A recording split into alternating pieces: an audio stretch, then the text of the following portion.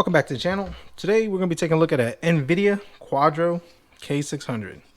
Yeah, I know, Quadro K600, which was released in March 1st of 2013. So, first question you're asking, why the heck are we looking at a 7-year-old graphics card that wasn't even designed for gaming and is a small form factor? Yeah, well, why? Why are we dealing with this? Well, why not?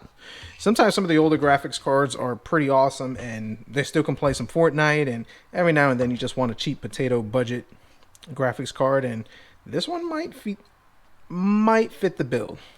Let's talk about some of the specs and some of my concerns going with this card and some things I think that might be good going with this card. First off, this is under the Kepler architecture. 1 gig of DDR3. That's our first red flag.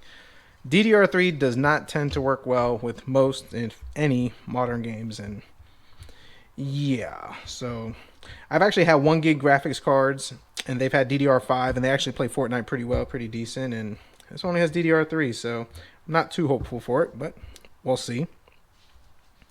PCI Express 2.0. Yeah, and just look how small it is. So, the Quadro, what is the purpose of this graphics card? Now, these graphic cards are typically not meant for gamers or pretty much any other consumer who are looking for graphics cards. These Quadros, they're meant for like professional engineers, designers, 3D animators, and those whose jobs really rely on 3D graphics. You know, like using CAD and other programs like that.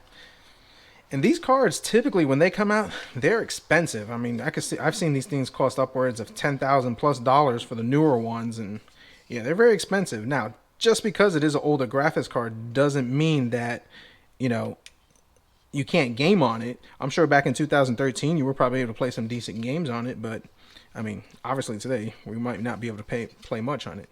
And I'm sure, like, if you were to get one of the new Quadro RTX ones, yeah, I'm pretty sure you'd be able to play some type of good games on it or have a good experience. So, all right, just like every other graphics cards, let's take it apart, put a little fresh thermal paste on it, and we'll pop it in our computer, see what we can do. So, 4 screws. As you can see, this graphics card, there's like nothing to it, which already tells me that it's probably not going to run. Well, it will run, but it does not run hot. I think the base memory frequency for this is like 876 megahertz. Yeah. And I think the memory runs at 891 megahertz.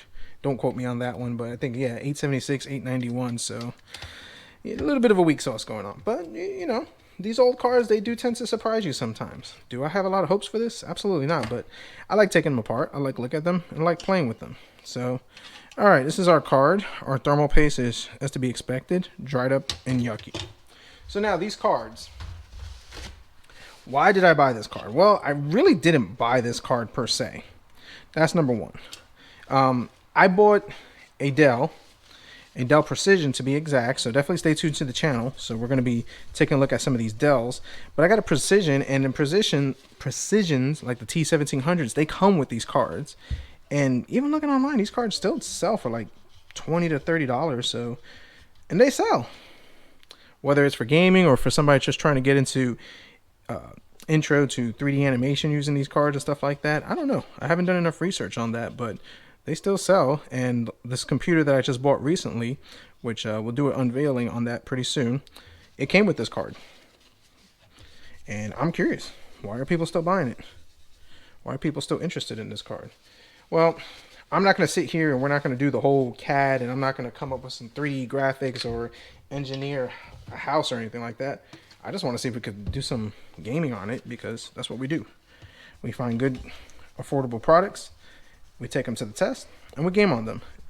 And that's always been our focus on this channel, and that will be our focus on this channel, hopefully. So, all right. Not gonna go too crazy with this. We're just gonna do what we need to do, just to make it run a little better. Put a little dab, nothing fancy. Probably a little more than recommended, but hey, I don't even know if this card runs, but it'll be all right. All right, nice and clean. Let's put you back together.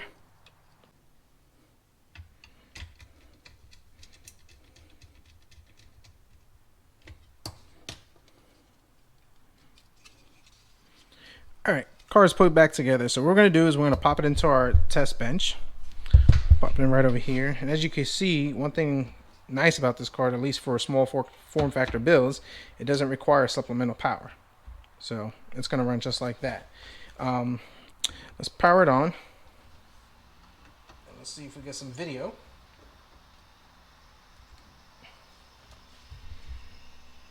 Which we do, which is awesome. Now I can tell you right now, the fan is pretty noisy on it, so it is what it is.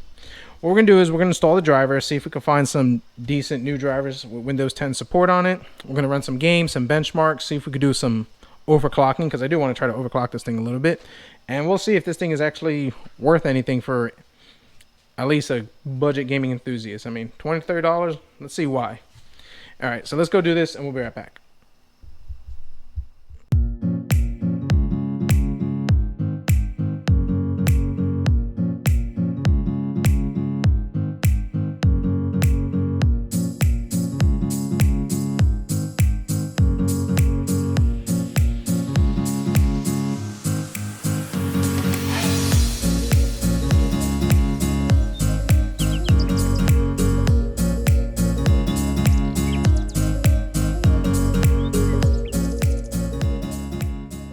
All right, so let's talk about it. The Quadro K600, 1 gig of DDR3. Right off the back, the 1 gig of DDR3 is what kills this thing. Not that it's 1 gig, but just that it's DDR3. Just not enough memory bandwidth to really get these games going in a decent playable experience. Now, what surprised me was Fortnite. And as if you saw in the benchmark, Fortnite, we were at 720p, low settings, and we were able to play that game 40 to 50 or 50 to 55 frames per second. We were able to have a decent playable experience with Fortnite, and that surprised me. I didn't really think so.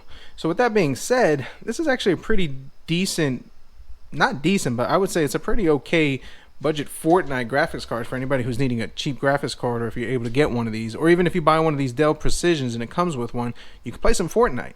And if you've watched one of my other videos, if you could play some Fortnite with a graphic card like this, you could definitely play Falls Guys. So, and primarily because any game that you get into, if you use more of the CPU utilization, then it should hold up. Now, we tried playing Shadow of the Tomb Raider, and as you can see, that was miserable. 10 frames per second, which was horrible. And I tried to load up my other games like Red Redemption, Far Cry, and I gave up.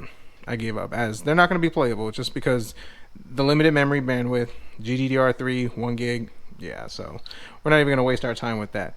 Now, the cool kind of thing was this thing overclocked pretty decent, but you needed to run that fan full blast, and that fan is loud. God, it's loud. But if we're able to run that fan full blast like we did, we were able to actually boost the memory to 200 and the core clock to 200. I kid you not, you guys saw it on the screen. I was able to boost it to that, and it was steady. Now I started pushing it to 202, 203, and we got artifacts and everything, but it was impressive that I was able to push this. But now keep in mind, this is an open test air bench. It's a little cooler in my garage, so the temperatures were able to sustain in the mid 60s at running on that, and then during games I think it was like close to 70. But now you put this in a case with restrictive airflow, like a small form factor one, it's going to get toasty. So things to consider. So Nvidia Quadro K600, is it worth it? For free, I would say yes. Why not? Or if you're looking for somebody that wants to try Fortnite on a computer, see if it's worth it, definitely give it a shot out. But I definitely would not pay for it. But something to consider too was I was actually impressed that Nvidia actually had drivers of October 2020. So there is still driver support for this. That's good to know. And considering it's a Quadro with 1 gig of DDR3, if we were to get even a newer one, slightly newer, something with like 2 gigs of DDR5 or somewhere around there, 4 gigs DDR5, and you would get a good price for it for about $50 to $60, they actually might be good gaming cards, at least if the price is right. They're not meant for gaming, so they're not the graphics, the drivers, they're not optimized for gaming. But if you're able to get a good cheap price for somebody who's throwing one out, or somebody's giving it away because it doesn't work for their workstation, definitely grab it, pick it up, and you could probably get some decent gaming experience on it. I mean, you're not gonna get the best, but the price is right, why not? So all right, comment down below, let me know what you think. Hit the like button if you like the video, subscribe if you're not. If you definitely want us to try to find a newer Quadro and try to see if we could do some benchmarks and gaming test on it to see if it's any decent, definitely let me know down below. And as always, we'll see what we come up with next.